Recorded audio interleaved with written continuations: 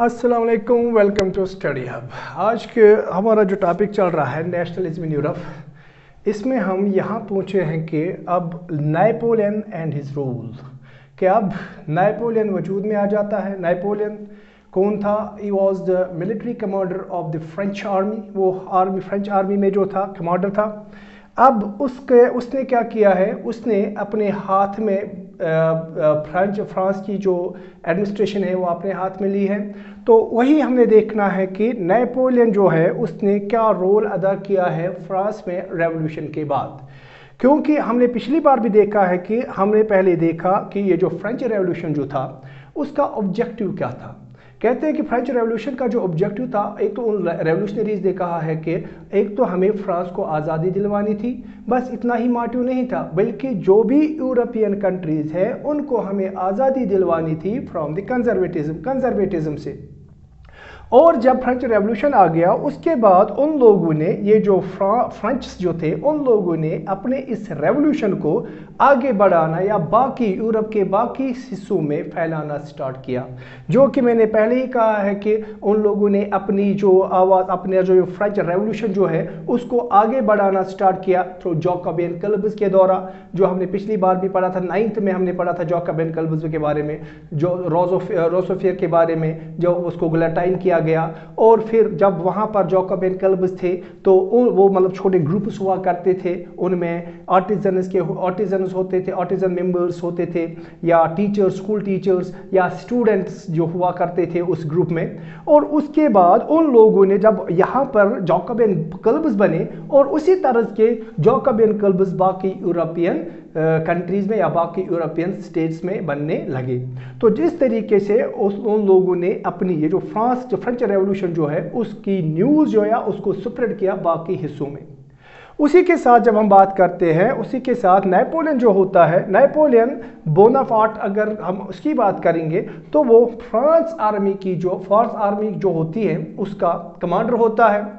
और जब French revolution के बाद, जब फ्रेंच रेवोल्यूशन आता है, जैकोबियन क्लब्स में पावर बढ़ता है, उसके बाद जैकोबियन क्लब्स के बाद डायरेक्टरीज वजूद में आ जाती हैं। आपको पता है कि जब डायरेक्टरी की हम बात करते हैं कि उनमें कुछ मेंबर्स जो हुआ करते थे जिनको एक्टिव सिटीजन चुनते थे, और उसके बाद वो एक्टिव, ये जो डायरेक्टरी के जो मेंबर्स थे उन लोगों के एक दूसरे के साथ नहीं बनती थी, वो एक दूसरे के साथ लड़ने लगे, जिसका फायदा नेपोलियन ने उठाया और उसने अपना कंट्रोल जो है, उस फ्रांस का कंट्रोल जो है अपने हाथों में लिया।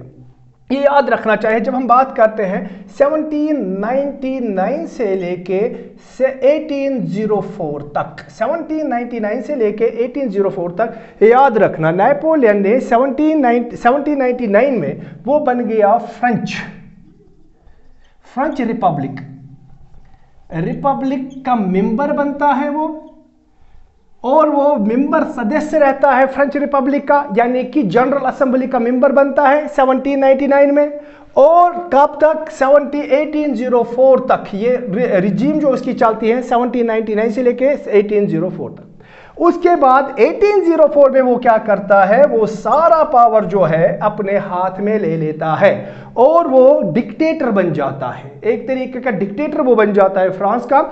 याद रखना चाहिए 1804 से लेके यहां पर हम कह सकते हैं कि नेपोलियन वॉर स्टार्ट होते हैं, जिनको हम कहते हैं नेपोलियनिक वॉर्स। अब यहां से 1804 से हम जब देखते हैं कि नेपोलियन वॉर स्टार्ट हो या नेपोलियनिक वॉर स्टार्ट हो जाते हैं। अब नेपोलियन क्या करता है, अब नेपोलियन फ्रांस की जो आर्मी है, अब नेपोलियन फ्रेंच आर्मी की वजह, अपनी आर्मी की वसादत से, अपने आर्मी की मदद से बाकी छोटे छोटे हिस्से जो है फ्रांस या बाकी यूरोपियन कंट्री जो है या बाकी यूरोपियन स्टेट जो है उस पे कब्जा करना स्टार्ट कर देता है। याद रखना चाहिए नेपोलियन वॉर जो है, नेपोलियनिक वॉर जो है 1804 से स्टार्ट हो जाते हैं, और नेपोलियन जो है डिक्टेटर बन जाता है फ्रांस का 1804 से।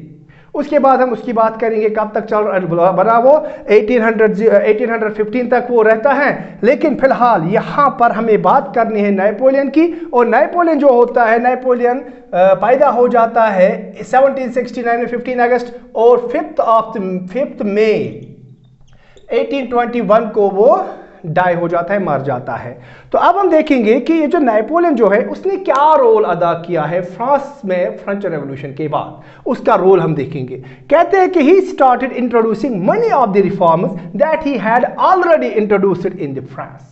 कहते हैं कि जब नेपोलियन ने 1804 के बाद की बात करते हैं, क्योंकि यहां पर लिखा है कि introduced already in the France, जब वो 1799 में वजूद में आ गया, उसके बाद यानी कि वो मेंबर बन गया किसका, हम जनरल असेंबली का या रिपब्लिक का, तो उसने कुछ चेंजेस लाना स्टार्ट कर दी, किसमें, फ्रांस में, फ्रांस की एडमिनिस्ट्रेशन में। उसके बाद क्या कहता है कि इसने बहुत सारे रिफॉर्म स्टार्ट किए, किसमें, जहां जहां पर भी उसने कब्जा किया 1804 के बाद, जहां जहां पर भी उसने कब्जा किया उसने वहां पर भी रिफॉर्म्स करना स्टार्ट किया, चेंजेस लाना स्टार्ट किया। किसमें, जिस तरीके से उसने फ्रांस में चेंजेस लाए थे, फ्रांस की एडमिनिस्ट्रेशन में चेंजेस लाए थे, उसी तरीके से उसने बाकी जहां पर भी वो कब्जा करता था, जहां पर भी उसने कब्जा किया वहां पर उसने रिफॉर्म स्टार्ट किए। तो दूसरा, ही डिस्ट्रॉयड द डेमोक्रेसी। यहां पर याद रखना चाहिए, नो डाउट, यहां पर लिखना चाहिए नो डाउट, भूल गया, नो डाउट। अगरचे उसने क्या, he destroy the democracy in France, अगरचे फ्रांस में उसने डेमोक्रेसी को डिस्ट्रॉय किया।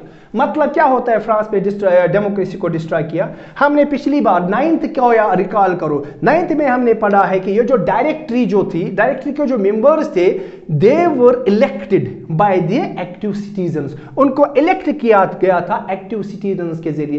एक्टिव सिटीजन्स का मतलब क्या होता है, एक्टिव सिटीजन्स का मतलब होता है वो लोग जिनके पास जो प्रॉपर्टाइज्ड थे उस टाइम, उनको राइट वोट दिया गया था, और उन लोगों ने ही यानी कि जनरल असेंबली या उस डायरेक्टरी को अपने वोटों के जरिए से चुना था। It means that there were democracy. तो इसका मतलब यही है कि वहां पर रिपब्लिक यानी कि डेमोक्रेसी कायम की गई थी। जब नेपोलियन वजूद में आ गया 1804 के बाद, याद रखना 1804 के बाद उसने क्या किया, अगरचे उसने डेमोक्रेसी को फ्रांस में खत्म किया, याद रखना चाहिए, अगर जो उसने डेमोक्रेसी को खत्म किया, but in administrative fields he had incorporated revolutionary principles, मगर जो उसकी एडमिनिस्ट्रेटिव फील्ड जो उसका है, उसने रेवोल्यूशनरी प्रिंसिपल्स उसमें लाए, उसने रेवोल्यूशन लाया अपने फ्रांस के एडमिनिस्ट्रेशन में। और आहिस्ता आहिस्ता जब जिस हिस्से पर उसने कब्जा किया उस पे भी उसने रेवोल्यूशनरी प्रिंसिपल्स लाए। किया क्या, अब यहां पर जो याद रखना चाहिए, दैट मीन्स यहां पर हमें यह बात समझ में आ गई कि नेपोलियन ने बहुत सारे रिफॉर्म्स इंट्रोड्यूस किए फ्रांस में, और उसके बाद जब उसने दूसरे खित्तों पे कब्जा किया, दूसरे हिस्सों पे कब्जा किया, उसी तरह उसने वहां पर भी क्या लाया, रिफॉर्म्स लाई, जिस तरीके से फ्रांस में उसने पहले से ही रिफॉर्म्स लाई थी। मगर यहां पर याद, अब सर किया क्या, उसी जो इसने किया उसको हम कहते हैं सिविल कोड ऑफ 1804, यानी कि उसने कुछ चेंजेस लाए, उसने कुछ रिफॉर्म्स लाए। सर किस में रिफॉर्म्स लाए, क्या किया, जो उसने रिफॉर्म्स लाए उसको हम कहते हैं सिविल कोड ऑफ 1804, या हम इसको नेपोलियनिक कोड के नाम से भी जानते हैं। जो भी उसने रिफॉर्म्स लाए हैं, याद रखना ये क्या है, सिविल कोड ऑफ 1804, इसमें आता है write a short note on a civil code of 1804, या write a short note on Napoleonic code of 1804, ऐसा भी आता है क्वेश्चन। इसमें आप ध्यान रखना, था क्या ये सिविल कोड ऑफ 1804, ये वही था जो मैंने पहले ही कहा कि he introduced some reforms in the administrative field, he introduced some reforms in France as well as in those areas which he captured, जो उसने कैप्चर किए। वही क्या किया उसने, वही इसी को हम क्या कहते हैं, जो उसने वहां पर इंट्रोड्यूस किए कुछ चेंजेस, कुछ रिफॉर्म, उसी को हम कहते हैं सिविल कोड ऑफ 1804। देखो क्या था सिविल कोड ऑफ 1804 क्या था, अबॉलिश द फ्यूडल सिस्टम। पहले उसने क्या किया, वहां पर एक सिस्टम हुआ करता था जिसको हम कहते हैं फ्यूडल सिस्टम। फ्यूडल सिस्टम का मतलब कुछ लोगों के पास कुछ वो जमींदारी जागीरदारी सिस्टम था, कुछ लोगों के पास जमीनें हुआ करती थी, 100 कनाल, बहुत सारी जमीनें उनके पास हुआ करती थी, और जो वहां बेचारे मजदूर जो वहां पे लेबर्स थे उनके पास जमीनें नहीं हुआ करती थी। लेकिन जब उसको हम कहते हैं फ्यूडल सिस्टम, जब नेपोलियन वजूद में आ गया, उसने क्या किया, उसने उसको अबॉलिश किया, बोला कि ये जो फ्यूडल सिस्टम है खत्म करो और हर एक इंसान जो है उसको राइट टू प्रॉपर्टी मिलना चाहिए। यानी कि उसने हर एक इंसान को राइट टू प्रॉपर्टी दिया, हर एक इंसान को प्रॉपर्टाइज्ड बनाया। तो क्या पहला था, पहला उसने रिफॉर्म, इससे बड़ा रिफॉर्म क्या हो सकता था। पहले तो लोगों के पास प्रॉपर्टी नहीं थी, हर एक के पास, वहां पर कुछ लोगों ने इस पूरी जमीन पे, इस प्रॉपर्टी पे कब्जा करके रखा था, जिनको हम बोलते थे फ्यूडल लॉर्ड्स, और उसने फ्यूडल सिस्टम को ही खत्म किया और राइट टू प्रॉपर्टी हर एक इंसान को दे दिया। पहला रिफॉर्म, बिग रिफॉर्म। और दूसरा क्या था, freed peasants from serfdoms and the manorial dues। अब manorial dues अब क्या है, दूसरा सबसे बड़ा रिफॉर्म जो उसने किया, freed peasants। peasants उनको कहते हैं जो बेचारे मजदूरी करते थे, जो काम करते थे जमीनों में, जो मजदूर हुआ करते थे, जो किसान हुआ करते थे, जमीनों में काम करते थे, उनको बचाया फ्रॉम द सर्फडॉम्स। सर्फडॉम्स का मतलब कुछ लोगों ने, मतलब उनके पास जमीनें हुआ करती थी, फिर वो मजदूरों को अपने साथ लाते थे, जिनको सर्फस बोलते थे, मतलब अपने घर में रखते, उस जमीन में काम करवाते थे, फिर कुछ पैसे देते थे, चाहे उनके पास मतलब कुछ ही पैसे उनको देते, मतलब एक तरीके से वो उनको खरीद के रखते थे।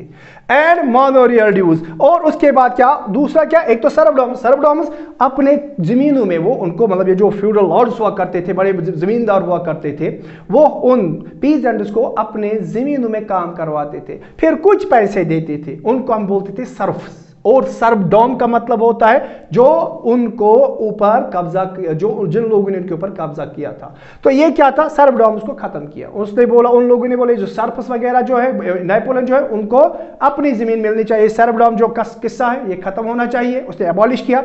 And manorial dues. Manorial dues for example, एक किसान हुआ करता था, उसने 2 कनाल या 3 कनाल लैंड किसी से, मतलब किसी इंसान से लिया था, क्या करने के लिए, उसमें एग्रीकल्चर करने के लिए, और फिर वो क्या करता था, वो उसको पैसा लेता था, वालसा जैसा किराए, हमें उसका क्या किराया चाहिए, उसका मतलब फेयर चाहिए, उसी को हम कहते हैं मोनोरियल ड्यूज। और ये जो मोनोरियल ड्यूज सिस्टम जो है उसको खत्म किया किसने, नेपोलियन ने।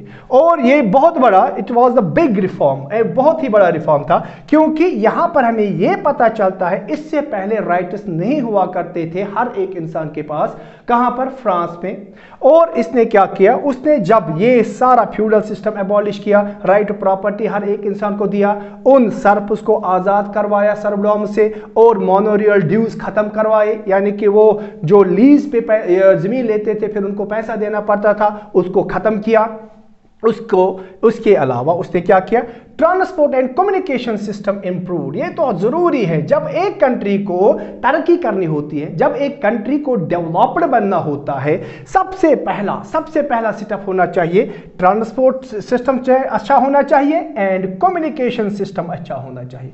जब transport and communication system improve हो जाता है, तब जाके एक कंट्री कारोबार कर सकती है, तब जाके एक कंट्री का बिजनेस है वो बढ़ जाता है, और जब बिजनेस बढ़ जाएगा तब जाके एक कंट्री डेवलप हो सकती है। तो यही किया नेपोलियन ने। नेपोलियन ने क्या किया, ट्रांसपोर्ट सिस्टम इजी बनाया, ट्रांसपोर्ट सिस्टम, रोड्स बनवाए, कम्युनिकेशन सिस्टम को इंप्रूव किया, जिसकी वजह से वहां का जो ट्रेड है वो बढ़ने लगा, और जब ट्रेड बढ़ने लगा खुद ब खुद डेवलपमेंट होने लगी।